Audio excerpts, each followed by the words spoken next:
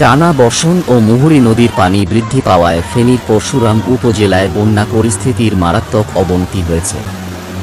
নদীর পানি বিপদসীমার ওপর দিয়ে প্রবাহিত হওয়ায় নিম্নাঞ্চলগুলো ইতোমধ্যেই প্লাবিত হয়েছে, ফলে চরম দুর্ভোগে পড়েছে সাধারণ মানুষ।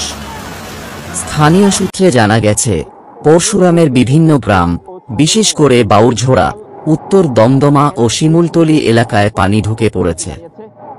বহু পরিবার ঘরবাড়ি ছেড়ে উঁচু স্থানে আশ্রয় নিয়েছে। স্কুল, কলেজ ও ধর্মীয় প্রতিষ্ঠানগুলোতে আশ্রয় কেন্দ্র খোলা হয়েছে।